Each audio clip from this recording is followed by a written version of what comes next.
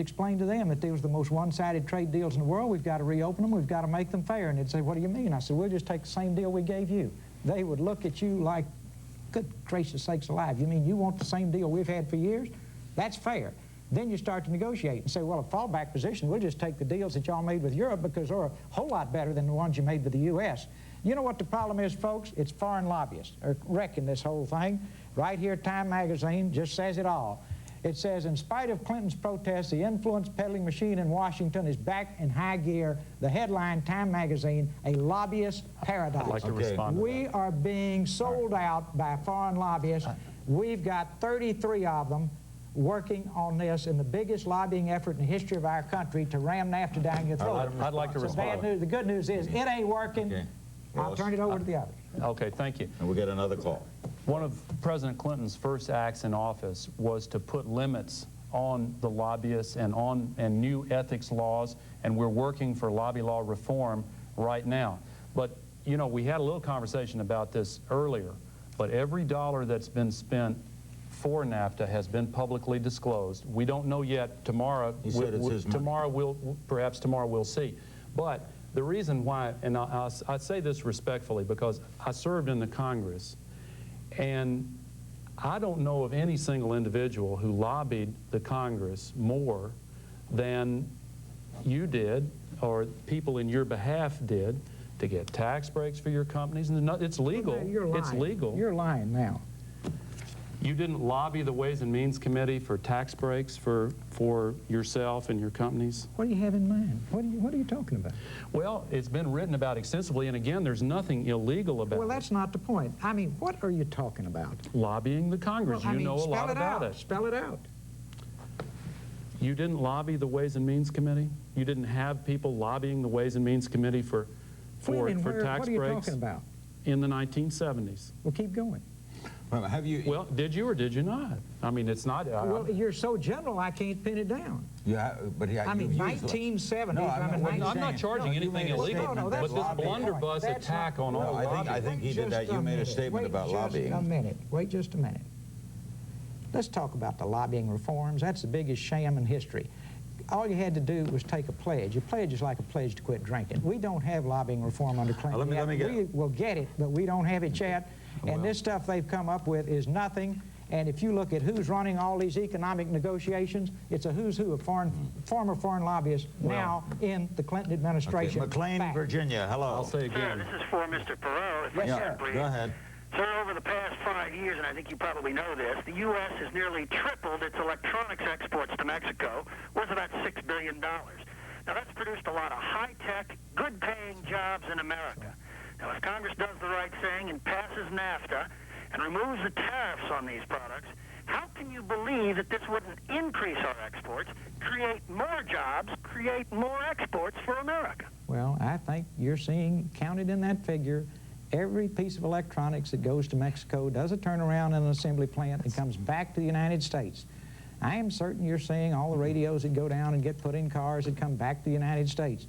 If we strip it down to the real electronics that the Mexican people buy that stay in Mexico, it'll be a fraction of that sum. Did you see the Walmart that opened in Mexico City on the news? On a Largest one in the... Largest one in the world, if I understand it. They have 72 cash registers ringing constantly with people in that country, in Mexico, taking American products out of that store. We have this image of them being so poor that they can't possibly buy any electronic equipment or anything else that we make. They are poorer than we are. But you know what? They spend more per person on American products than any other country except Canada. Let me finish because it's very important. Japan, if you take everything that Japan buys, only 2% of it comes from the United States. If you take everything that Mexico buys, it's 800% larger, and if you take what they buy from foreign countries, 70% of everything they buy from other countries comes from us. They prefer American products. If we lower those trade barriers and get rid of them altogether, we will have an export surge into Mexico, and we'll have a partnership with Mexico that will help us remove the trade barriers in the rest of the world. Fairfax, Virginia. Hello. I should bring it down. Fairfax, Virginia, with Vice President Al Gore and Ross Perot. Hello. Companies can come into Mexico by, thousands and set up manufacturing of products using the cheap Mexican labor.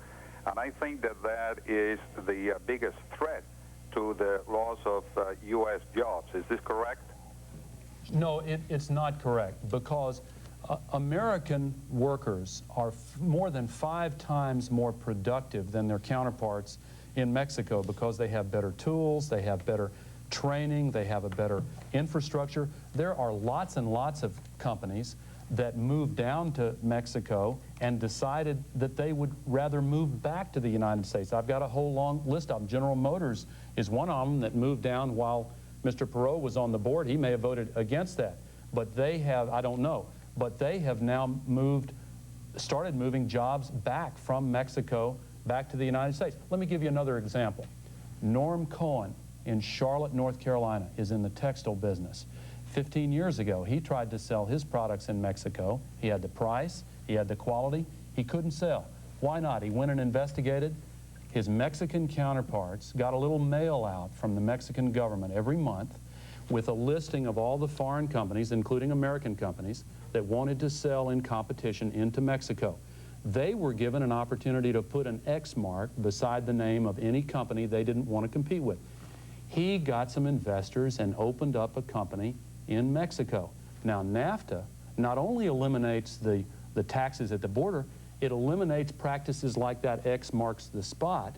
And if NAFTA passes, Norm Cohen has plans right now to shut that factory in Mexico down and move 150 jobs back to Charlotte, North Carolina. Want to respond? If I have to, first off, You don't have to. the whole textile thing is a joke. Talk to anybody in the textile business and they will tell you if their competitors go to Mexico, they will have to go to Mexico. They will also tell you that the Mexicans have spent a fortune building textile plants and are building them now in Cuba, where labor is next to nothing. Next, the GM bringing back jobs into this country is a sham used in the union negotiation. Next, the U.S. worker is 5 times more productive than the Mexican worker.